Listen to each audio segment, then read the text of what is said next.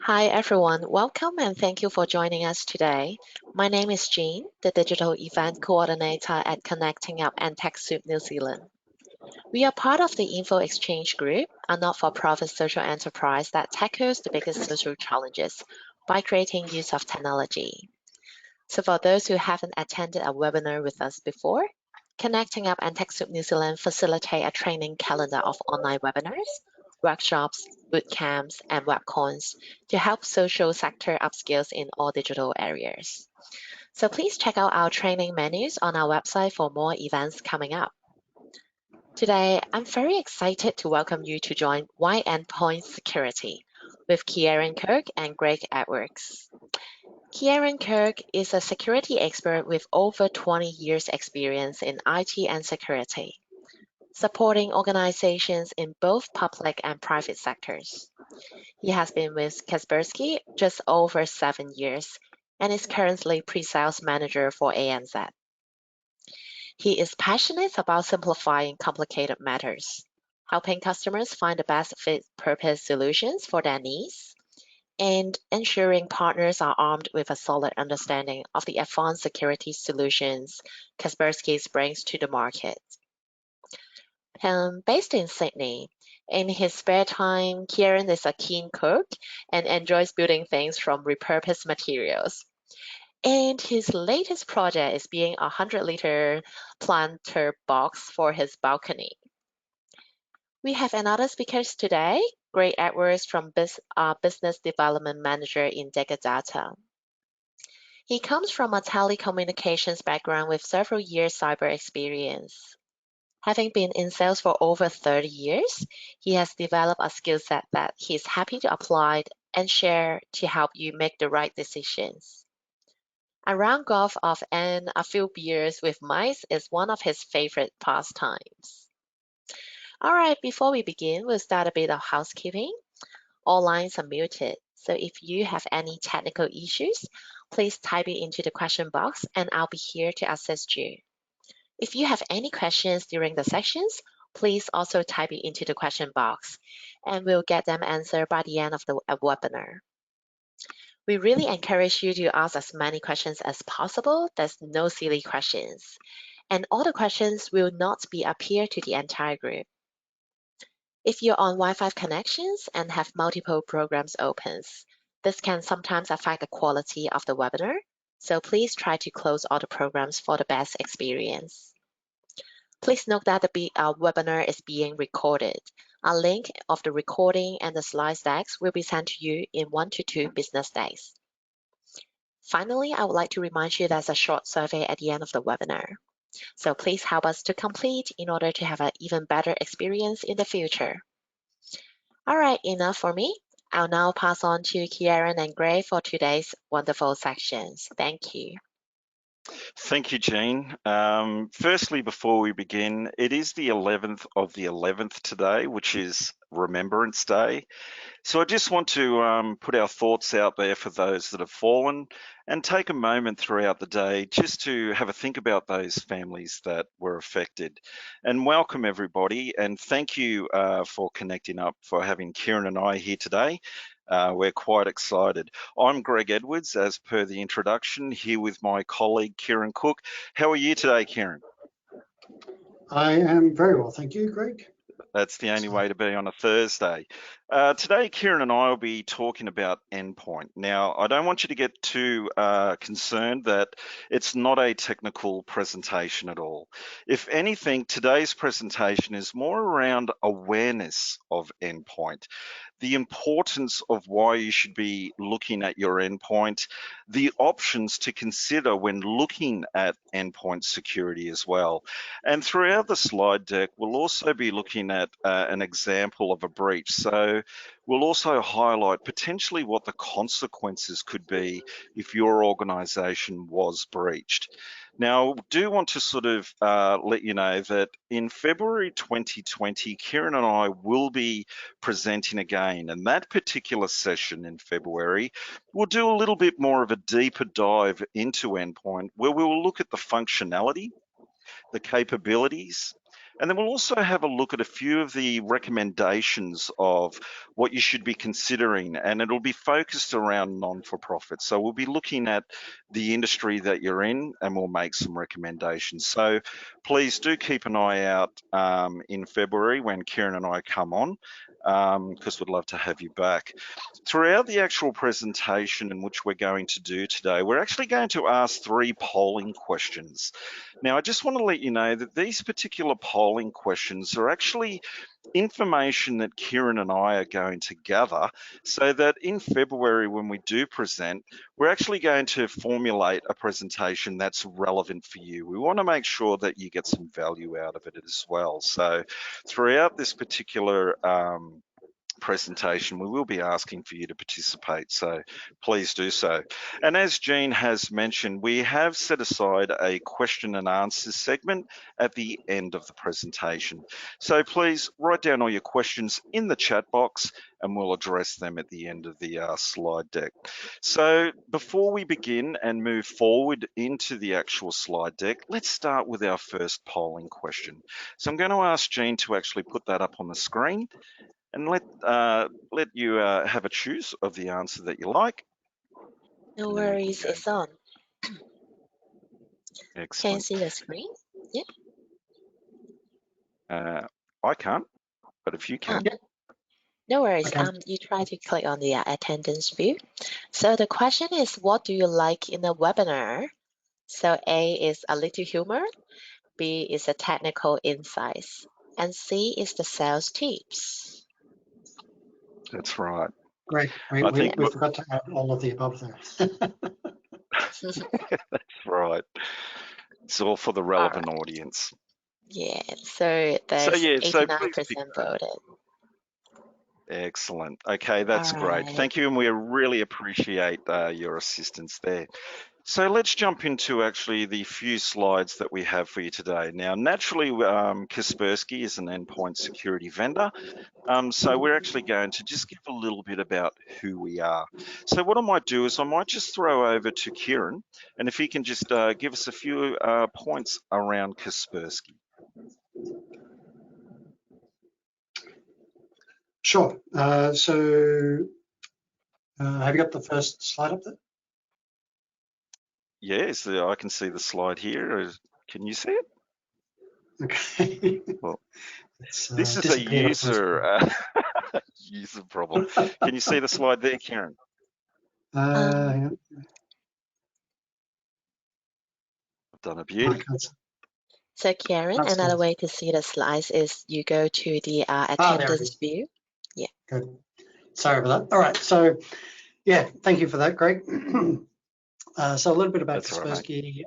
Yeah, so as you can see there on the left-hand side, we've got around about, we're collecting a huge amount of data, which is very helpful for all of our customers. You can see there, 360,000 malicious files every day. And if we put that into context, we're actually, if you break that down, you're actually looking at 4.16 new malware samples every single second.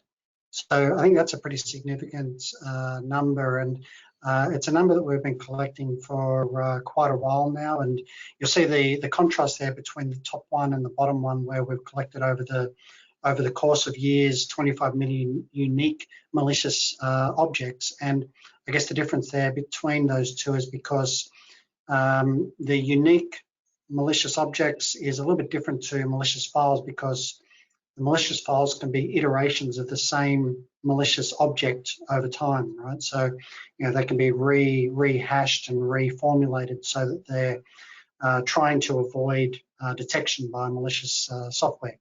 So, yeah, so we're still collecting an enormous amount of data there to be able to protect users. And you can see there we've got 400 million global users worldwide across nearly 250,000 corporate customers and across 200 countries. The statistics on the right-hand side there is a very interesting one as well. It's something that we've been sort of collating over the past probably, what are we up to now, 7-8 years. If you go to kaspersky.com.au/top3, you'll actually see a progressive chart of this over the course of years. But I think one of the big things that we've tried to do with this is to show that there's a lot of organisations out there which will hold up a trophy and say, hey, look, we're #1 in this particular test, but don't look anywhere else.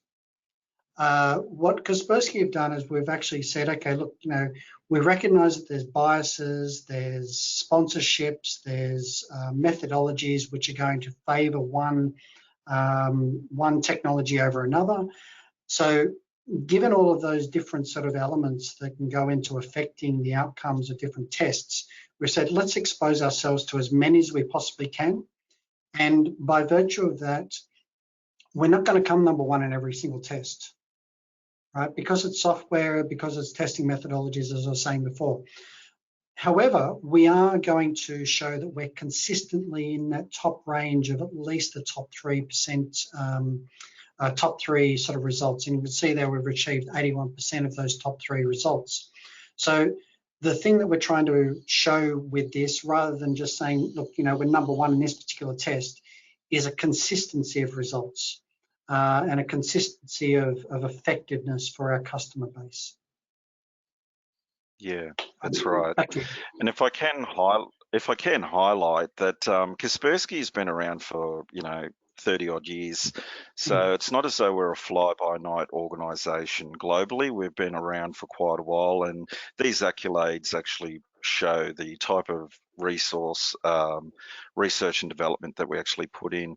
I was looking at this particular chart the other day because I hadn't seen it for quite a while, and I noticed like how we have Sophos, Trend Micro, Bitdefender, etc. These are all common vendors that you may be using today or might be looking at when considering looking at your endpoint when they're up for renewal.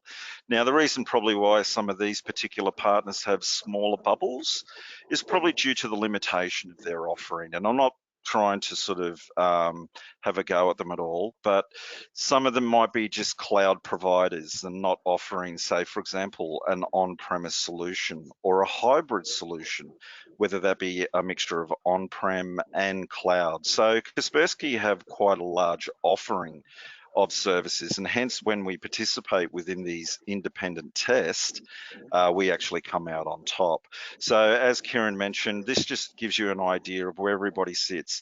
Down the bottom, it indicates how many independent reviews they've participated in, and up the left-hand side just indicates what their pass mark was. So once again, we're just highlighting the credibility and our achievements that we've actually achieved. So let's move on to the next slide. This is really a goodwill slide, which I'd like to just share with everybody. With Dicker Data and Kaspersky, we actually took the approach just a few months ago, actually. Instead of incentivizing people to take up our service with a free TV or a gift card, we actually thought we would put a little bit back into the community. So with the help of all our Kaspersky partners, and Connecting Up is one of those, we basically did this particular campaign where I'm happy to say that we raised 4,000 meals for Oz Harvest to help those in need. So this was just a little bit of a goodwill that we put out into the market there. So I thought that just might be something just to let everybody know. Sorry, now, Greg, I'm still seeing the previous slide, the one with the graph on it. Is everyone else seeing that as well? All right. Knew I couldn't get away with out there being some form of user error. Just bear with me for a moment while I just see how I can, take it everyone's seeing now all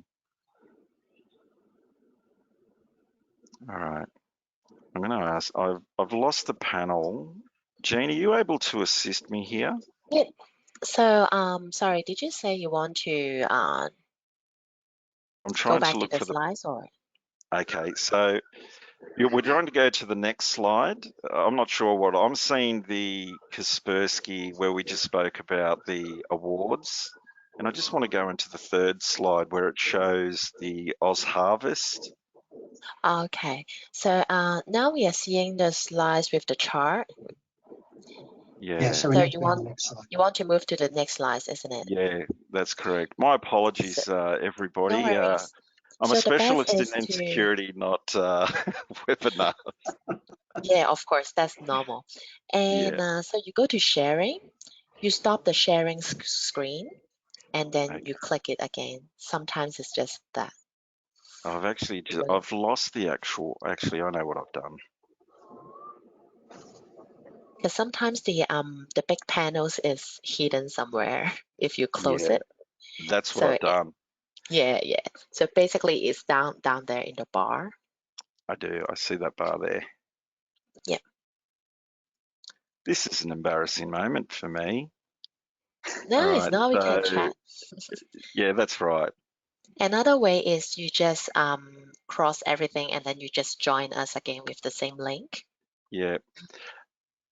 Okay. Now we can see So your you Yeah, can see we are my seeing screen your now. screen. yep. Yes. Okay. Is it the full screen or you're seeing like everything? The It's Just the PowerPoint. everything. presentation? Excellent. Yep. So All you right. can go to the PowerPoint play button so that we can have the presentation mode. There Yes. Okay. Here we go. My apologies. Great. Now you've seen this screen. Yep. Excellent. Now, can you see this There we the yellow slide? So as mentioned just before, yeah, we had this goodwill with Oz Harvest where we raised through our partner channel 4,000 meals. My apologies for the little glitch there, everybody, but we'll just keep moving forward into our next slide. So this particular slide here, Kieran, can you see the house slide there? Yes, I can. Excellent. Okay. Now, this is really the area in which we want to highlight to you. So, what we've actually done, Kieran and I have actually put together this analogy to sort of explain to you what you should be thinking about when looking at endpoint security. So, what we've done here is we've put together this house, which actually represents your business. And within the house, there's actually a variety of security matrix that you use to protect your valuables, your furniture, which the furniture in this case is your intellectual property. So that could be your customers' information, banking information, employees' records, even your operating systems. So we're using this analogy to basically have you think about your security. So let's just have a look at this particular picture here. Now, with your house, we'll start with the fence that wraps around the property. Now, the fence is actually designed to keep people inside the property. So that could be your animals, it could be young children, and it's protecting them from making their way outside the gate onto the main road where potentially they could be harmed. But the fence is also used to stop thieves from breaking into the property. But as we know, thieves could potentially jump over the fence and make their way into the property, or someone may have left the gate open, or they might break the lock to get in. Now, Kieran, when we sort of talk about the fence and we think about security, what type of security do you think this is? Look, the perimeter side of it is, I guess, what you would traditionally deem to be things like a firewall, perhaps even like your web, your perimeter-based security products like web and email and those types of things. So yeah, basically just keeping, as you're saying, keeping the perpetrators out on the perimeter of the property. The property, that's right. It's your first line of defense, and everyone would have firewalls. I sort of consider firewalls as sort of is the first stage of security when we knew it back in the day before cyber threats actually become present. And then actually as it's evolved, firewalls really haven't sort of come to the mark of protection, and hence where endpoint security comes in. So let's keep walking forward with this analogy and think about the thief that's actually just broken into the property and they're making their way up to the house. Now, your first point of call for security are your doors and your windows. So long as they're locked, you're thinking to yourself, okay, the house is safe. Now, when I think about this to me, from a security point of view, is your endpoint security, but your basic license. So this is your basic license that you have set up to give that second point of protection from people breaking into your network, into your house, into your business. This is where we're going to move a little bit forward and show you a few options. But in regards to the endpoint security, Kieran, what do you think? Like basic endpoint, what's your thoughts around the security factor there? Look, yeah, absolutely. You know, you need, excuse me, some technologies in there with, there's a lot of, I guess, buzzwords around different sort of advanced features within endpoint.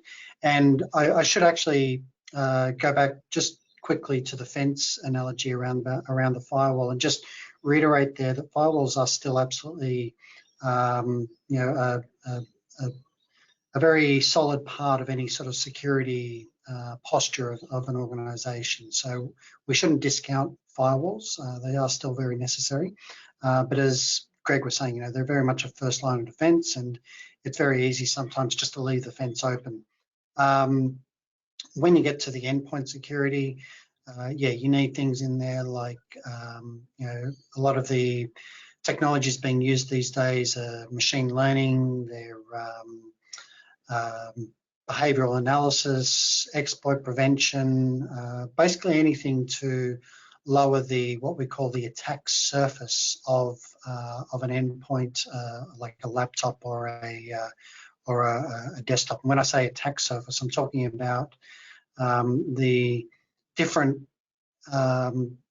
capacities for a malicious actor to take advantage of gaps in a laptop, in a desktop, in a server, those types of things. Yeah, that's right. I sort of noticed when a lot of companies are out there, when they sign up their endpoint, they usually stop at the basic license. And that's where this particular slide, as we walk through, will highlight that, you know, there are other alternates that you should be considering as well, hence why this analogy. One way that people can usually get through your basic endpoint is actually the end user. So picture the children that are out there, that have left the door open or left the keys in the door. So this sort of then leads to another service that you could potentially look at, which is security awareness. This is basically just a program that actually educates people on what to look out for and what to think about when they're receiving these malicious attacks, whether it be an email, an SMS, some form of Trojan. These are just an awareness program. So it's not a license that's going to protect you. It's actually educating your staff, etc., around what they should be looking out for. So let's keep moving forward with this particular analogy where the thief now has broken through the window or they've broken through the door and now they're actually inside the house. So while they're inside the house, they're going to go on a rampage and steal and look and find whatever they can. But some people put that extra layer of security in their household, and that could be cameras. So they have cameras set up throughout the house. So when someone is actually broken in, they may have an alert, which they might get on their mobile device, where they then have been advised that someone has actually broken into the home. Beautiful thing with the camera is they might be able to identify who the thief is and utilize that footage with the police to help identify who that person is, as well as advising the police that someone's in the house and there might be 2, 3 people that have broken in, and be able to advise the police whether they have weapons and where are they in the house so the police can actually do their job in going in and apprehending these thieves. Now, you think about the CCTV cameras. Kieran, can I ask you, if you think from a security point of view, what type of features or what are out in the market that people should be considering that work like a CCTV camera? Yeah, look, I mean, there's technologies out there to provide more visibility over what's happening at the endpoint level. But just before I talk about that, actually, I just wanted to, again, just come back and highlight the importance of the security awareness side of things, because that is something which I think every organization should be implementing as an absolute basic standard, especially now that things like Christmas is coming up. And you were mentioning there about getting SMS scams and those types of things. We're actually seeing that that level of activity increasing multiple fold in terms of getting SMSs, and I receive like probably 3 or 4 a day at the moment. SMSs about fake deliveries or expected deliveries, because everyone's expecting deliveries at the moment, especially coming out of work from home, COVID sort of lockdowns and those types of things where everyone was getting stuff delivered. And now Christmas is coming up, so we're still getting things delivered for presents and those types of things. So just being aware of those things and being aware of email scams, being aware of all those types of things helps us to keep that front door protected, helps us to keep, in this analogy, keep the robbers out, because the most common entry point for any malicious activity within an organization is the end users. And it's not their fault necessarily.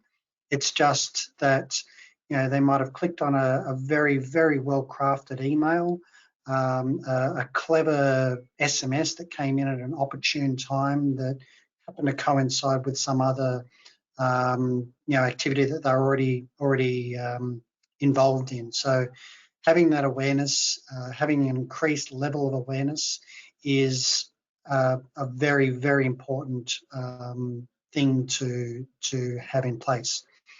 Now, back to the analogy of the cameras and having visibility of what's happening once the thieves are actually inside the house. That comes back to a technology we normally refer to as endpoint detect and response. So endpoint detect and response gives us the capacity to have a bit more visibility, not just of the fact that there's someone in there and they're doing bad things, but also being like in this analogy, having the understanding that they went from this room to this room. They happen to steal, a candelabra as well as, some jewelry off the shelf, that type of thing. In the technical analogy, in the technology side of things, what it does is it monitors what we call the kill chain of a malicious activity on a desktop or a laptop, and gives the administrator the visibility to understand that certain registry entries were changed and certain files were dropped, or network connections were made to the outside world to download additional components. So yeah, just having that additional level of visibility, being able to collect that evidence, being able to isolate affected endpoints, being able to remediate, as the name suggests, response. So being able to remediate those things and collect the evidence to hand off to technology experts like our support guys to be able to give you that additional level of understanding of what's actually going on and how you can potentially clean up the mess, shall we say. Yeah, that's right. So we've got the cameras in there. Now, let's say, for example, the thief is still making their way through your property. And let's have a look at these rooms that are up the back here. Now, say, for example, within your house, you might have a safe room, or you may have a safe in itself, which is designed to protect your loved ones, or it's designed to protect the valuables that you hold sacred. So let's utilize the safe room and the safe as, for example, your servers. Now, just within this example, I've chosen the storage server as well as the mail server. These are two components that every organization has, and they're critical to your business. So when you think about the basic endpoint solution, your basic license, you can add this extra layer of security around the storage server or the mail server, the safe or the safety room.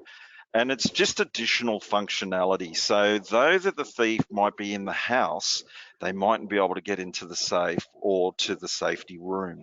So this is just showing once again that apart from the basic license, you should be thinking about some of those applications, servers, tools that you use that are important to you or information, and putting some extra function around there. Kieran, did you have any thoughts around the safety room or the safe in itself? Yeah, look, I guess the reason that we have these technologies is because they have those elements of an IT infrastructure have special purposes and special ways of storing data and those types of things. So you need specialized technologies to actually interact with them to give them protection. So on the storage side of things, we're talking about like your enterprise level storage servers, those types of things. And on the mail side, we've got solutions for Exchange on-premise, but we've also got solutions for things like Office 365. So if that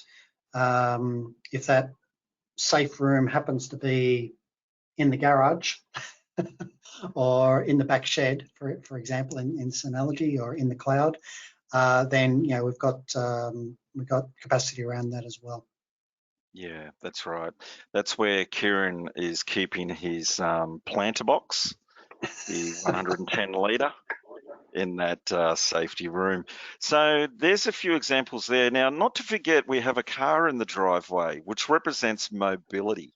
So picture the car as your mobile phone, your iPad. So you've got those road warriors that are outside of the building and they're visiting customers, etc. Now, they're still vulnerable as well. These particular devices are connecting back to the network in some way, shape or form. It could be emails, they could be logging back into some form of server, the CRM, to put their leave in. Now, I just wanted to highlight this where sometimes you think about the endpoint security, the basic license. With Kaspersky, the mobile licenses are included within our basic licenses.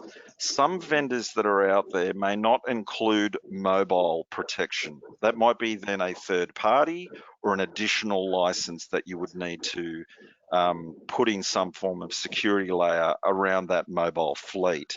So it's not just the house, it's not just the cameras. You've got to also look at the mobile network out there as well.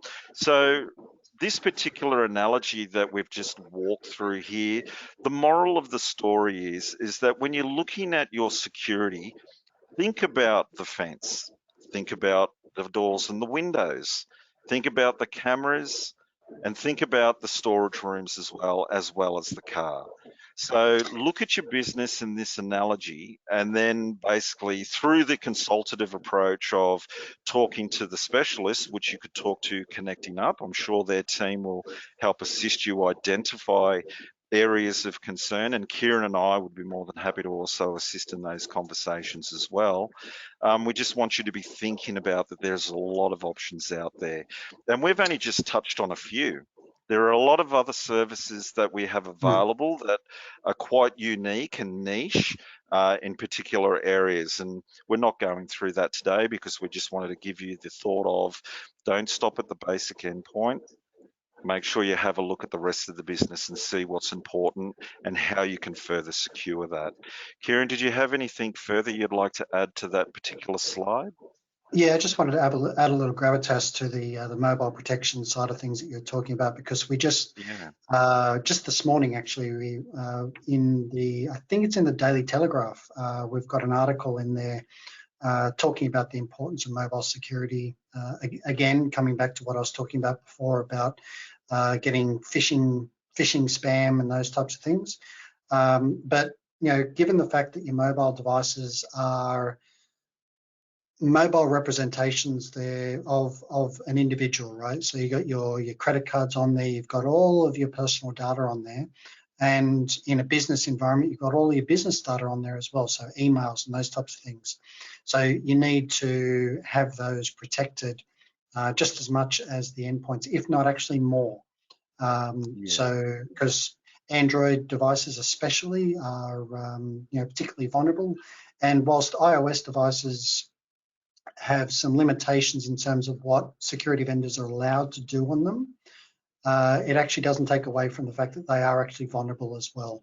So yeah, it's a very important part there. Yeah. If we can, we have another polling question, which we'll ask Jean to actually just put up on the screen. If you could For just sure. participate, yeah, that would be Yep. great. No worries. All right. So, can you see the questions, or would you like me to ask? I can't see them, but you can ask them, please.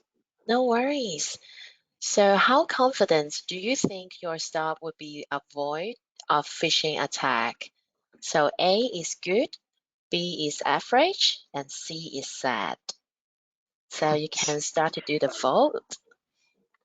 See the voting is having 70%, 80%, and then it's still rising. So let's give everyone a couple of seconds. That's fine. Hopefully this analogy that we just walked through has opened your mind in regards to what you should be considering when looking at security.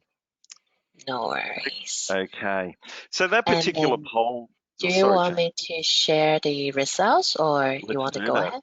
If you'd Yeah. like to share the results, that would be great. Yeah. So we got the results here. So A good is 36%. The majority is B, average, 45%. And C sad is just 18%. So Well, average that's is good. the majority. Yeah. Yeah, that's right. So the average being the majority is still a little bit of a concern. And as Kieran had mentioned before, the security awareness is more of that educational piece, because at the end of the day, 80% of breaches are the end users allowing people in. If it's anything like my capability of navigating the webinar tools, you can see I would have been breached a lot earlier. So what we're going to do is we're going to move on to our next slide, which is almost the final slide, where we're actually going to look at a breach, a real breach that has happened. And we're just going to talk about it, just to open your eyes of the consequences and potential ways in which it could have been prevented. So what I'll do here is just jump to the next slide. Hopefully you can see that there of the hospital. Yep. And I'm going to jump over to Kieran, and he's going to have a talk about this particular breach. And you can Google this to find out more information if you wish. So it's there out on the open market. So we haven't made this up. It is true. So Kieran, did you want to just talk about the company and what's actually happened in regards to how they were breached? Yeah, look, so this was a university hospital in Germany, Dusseldorf, as you can see there at the top of the slide. And what happened there was a little bit of it was basically a bit of a tragic result of a ransomware attack. And so what happened there was that the hospital came under a ransomware incident, and as a result of that, their systems were offline, and they had to reroute some of their inbound emergency patients.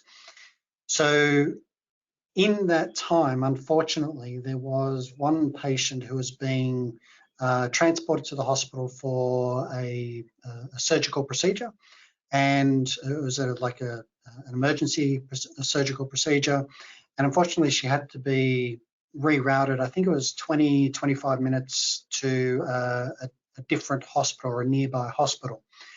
And whether it was a result of that delay or whether it was going to be an inevitable outcome anyway, it's hard to say. But the outcome was that she died. And the inference there is that this was the first ransomware incident which actually resulted in a death. Like I said, it's sort of hard to say whether or not that was going to be an inevitable outcome anyway, had she even gotten into the hospital. But it's pretty sort of difficult to avoid the potential, I guess, inference there that had she gotten into the hospital, she might have had a better chance. It's hard to say. Now, the other part of that as well is that the hospital wasn't the intended target of the malicious activity. Like I said, they're a university hospital, and it was the university that was actually the target of the ransomware attack. So when the attackers realized that they had attacked a hospital and not the university, they actually took like the action to reverse and provide the decryption keys as a result of that. So the big part there is that you don't even need to be like one of the big things I hear from customers is that, we're all right. We'd never be the target of a ransomware. We're not important enough. And even organizations that weren't intended as being the target are the target, right? So collateral damage, that type of thing. So whether or not you think you're a target, whether or not there's supply chain incidents which can potentially occur to make you a target, whether or not you think you're a target, or whether you are the intended target or not. So Yeah, if I can, so that particular point there, that even though the hospital was attacked, initially it was the university that everybody tried to, or the hackers tried to breach, and then ended up attacking the hospital unbeknownst to them. So the thought of that would be, if you were to get breached, your organization, all your suppliers and anybody that you deal with potentially could also cop the wrath of that particular ransomware attack or whatnot as well, and vice versa. You might be dealing with an organization and they might get breached, and it's due to the connection, the files that you share, the communications, how you collaborate with your partners and suppliers puts you at risk. And that's why you need to have a variety of different solutions to help combat that, because you could be innocent in whatever the outcomes might be. And as Kieran had mentioned here, that when the hospital actually was attacked, they disrupted their facilities. So whether it be their iPads, their records, the gas, the lights, it could be anything. Now, I sort of think a while back when we had the Red Cross appeal, the bushfires, if the Red Cross had have got attacked during that particular period, they could have potentially logged in, and then all monies that were being donated could have gone offshore into a foreign account. The thought is really, you need to really think, what's the worst case scenario? And this is where this disruption happens. So yeah, you need to really sort of think about what's the worst case scenario that can happen to us, but then also think everyone else that we work with, what could potentially happen to them, because it's all about records, etc. as well. One thing of being hacked is that I've identified with all the literature is actually your brand.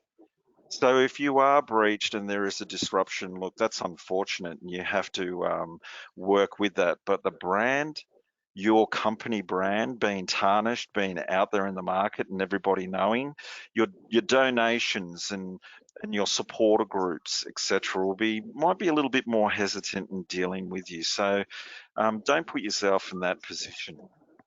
Any other comments in regards to this particular ransomware attack, Kieran, you wanted to share? Look, the unfortunate thing about this attack was that the attackers got in via what should have been a very, very routine patching event. So, even beyond just getting your endpoint security in place and up to date and all that sort of stuff, the most basic thing you can do is patch, right? And the most basic thing you should maintain and keep up to date regardless of what endpoint security you're using, regardless of the awareness training, regardless of all of the things that we've been talking about today, patch. Keep your patches up to date. And we do have technologies in our software sort of suite to help with that as well. But even if you're not using it, like, just patch, patch. Yeah. I can't say it enough. Patch. Yeah. Look, we all update our iPhone software when that's due. So Yeah. if we're doing that just on that consumer side of life, we should definitely be doing that through our business as well. So yeah, that disruption for that poor hospital, there would have been manic, and everybody is affected. The receptionist, the janitor, the administration people, the doctors, the nurses, the delivery drivers, the ambulance, everybody that's associated to your organization gets affected. And then everyone else, the records, etc., that can go to another level. Actually, just earlier this year in March, there was actually an incident that was recorded locally as well for Oxfam. So Oxfam were unfortunate that they had a breach where a lot of their data and the customer records, names, dates, donations, banking details, everything was basically snatched from within their servers. And then basically it goes out to like the open market. So they take it into the dark web and they sell off that information. And then it could potentially be you and I, the mums and dads at home, that they might target, because they'll have your information in regards to how much you're donating. They've got all your passwords, etc., to be able to potentially breach into your personal accounts. So yeah, this is real. And it's not until you've actually been hit that you take it serious. I wanted to also mention that and knock on wood, and I hope it doesn't happen to anybody, that if you have an incident that your existing vendor's solution isn't resolving the issue that you have, by all means, reach straight out to Connecting Up and let them know what's going on. Irrespective of who the vendor is that you use, reach out to Connecting Up, because Kaspersky is here to assist in any way we can, and would be more than happy to supply you with some free licenses to help resolve the issue if we can. So the importance to us is to make sure that we get you back to normality and get the systems back up and running.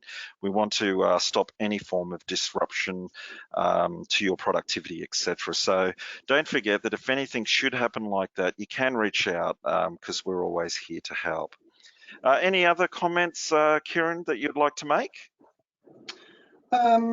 Look, I think the only other part there would be that, like you say, we want to help. Kaspersky are part of a consortium of organisations who started I guess like a group called No More Ransom, where we provide decryption tools for common ransomwares.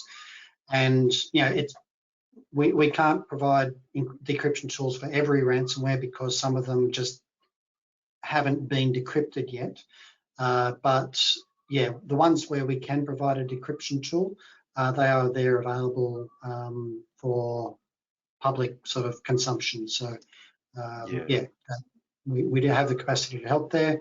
And if you're not sure what ransomware you're being hit by, our support guys can take like a sample of what maybe one of your encrypted files, to see if we can ascertain what ransomware you're actually being attacked by, so we know whether or not there is a decryption mechanism available.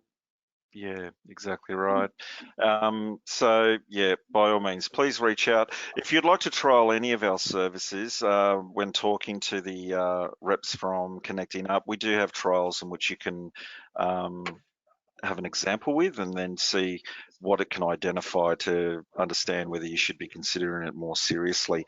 Before we conclude, we've got our last polling question, which I'll ask Jean to read out. And if you can just participate in that last question, that would be great. And once again, No these worries. polling questions are for Kieran and I to put together a better presentation for you in February. Yep. So the poll just launched. The question is, what topic would you like Greg and Kieran to talk about in next year webinar? So the first one is how does Kaspersky solution stack up against other suppliers? And the second one is the great one. What was Kieran's and Grace's most embarrassing moment during the childhood? And the third one is 3 solutions that you need to consider, the technical explanations. So please vote for us. And then, so just in case if these are not the only things that you would like to hear from them next year, we have the survey at the end of the webinar. So I remember the last question is asking about what would you like to add. So you can like just suggest some other topics as well, only if these 3 are not the only things that you would like to hear. That's right. I'm sure people want to hear what Kieran got up to in his teenage years. Yes, totally.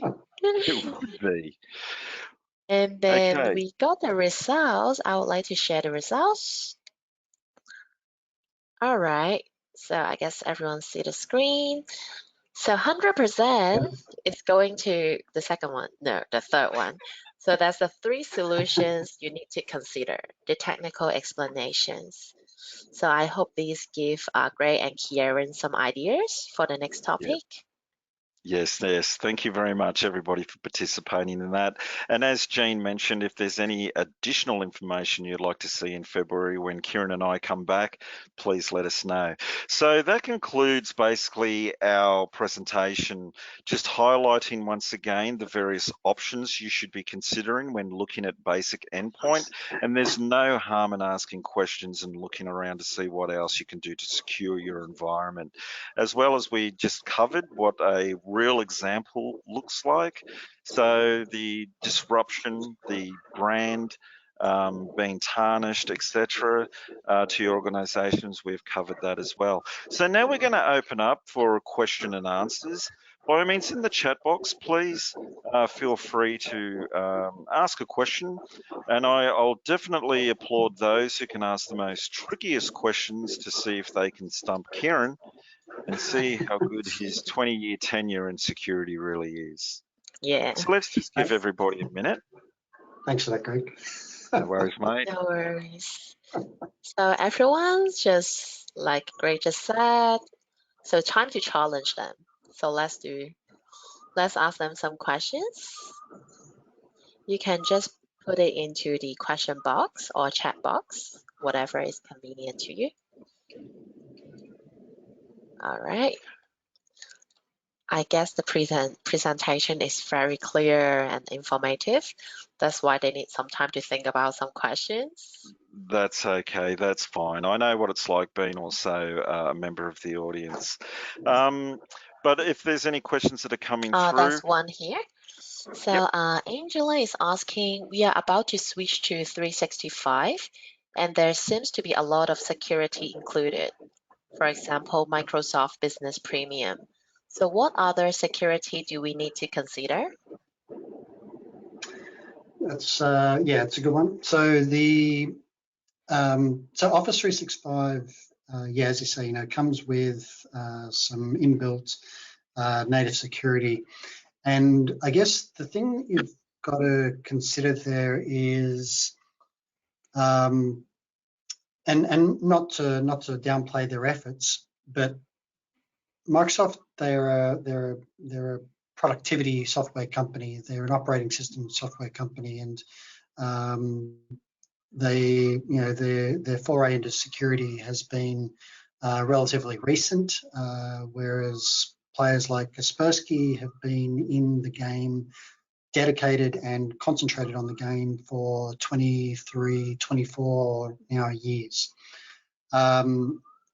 So on that, the Kaspersky solution that we have that plugs into Office 365 is a little bit unique in the market, where it's not one where you have to redirect your mail up to us in order to scan it and then pass it on to Office 365 to, and then it's available.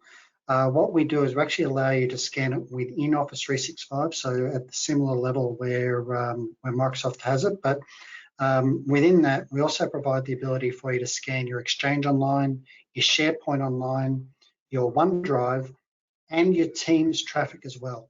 So having that sort of full breadth of scanning technologies all within the one solution makes it very convenient, makes it quite consumable, and off the back of the results that we get in terms of our anti-spam scores and our anti-malware scores, as you saw on the first slide that we showed.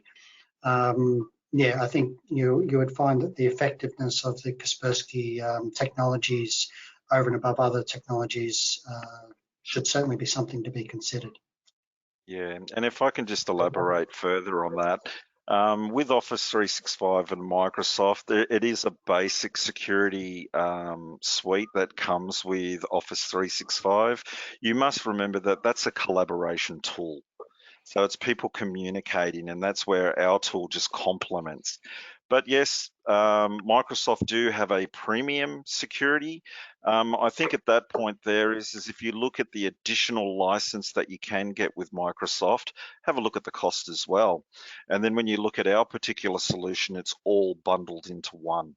So that's just something to consider when you're doing your research due diligence on the quotations and functionality and price.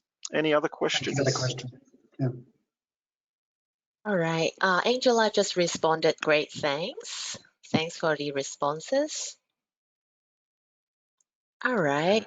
So I By the guess way, that's if you are interested in actually trialing that, just head to cloud.kaspersky.com and you can very quickly register for a trial there. Yeah, and before we conclude, I just wanted to let everybody know that's actually on this particular call that Kaspersky is actually offering a special discount of 20% on our services for those that participated. So by all means, please get in contact with your account manager within Connecting Up. Have that conversation and look at what other solutions you might need to consider. And then we've got this exclusive offer to you. On behalf of Kieran and I, would like to thank everybody, and also thank you for Connecting Up for having us today. And I'll assure you that come in February, I'll be more astute to the tools to make sure that it goes smoothly. Jean, thank you. Thank you very much, Kieran and Gray. It's a very great presentation. I'm sure there's lots of takeaway from us. And Tom Johnson is just saying thank you and have a great day. Thank you, Tom. You too. Thanks, Angela. And so before we finish, there's just a little next event news for you. So I'm sure all of you are seeing the screen. We got a really great event, Mastering LinkedIn series. So it started from 24th of November. So basically there's 4 sections altogether. So it was $200, but since you already engaged with us, so we would like to offer you a little discount with $50 off by using that discount code. So with the LinkedIn series, it's not only about like how to set up the account. It's not that simple. It's really about like how to improve it, how to grow your networks, and how to do it for your business. So for most of you like not-for-profit organizations, I'm sure LinkedIn is a really good tool for you to grow and then for you to achieve your business goals. And also LinkedIn advertising is one of the quite complicated elements, but we will be going in depth about how to use it wisely, and there are some free options as well. So we will also put that in the follow-up email with the presentation today and also the recording. So if you're interested, please feel free to register. All right, so before we close, do you have anything to add, Gray? No, just everybody have a good end of week and a great weekend. All right, thanks, Kieran. Thanks, Greg. And then I wish you all the best. Thank you. Bye-bye. Bye-bye, everybody.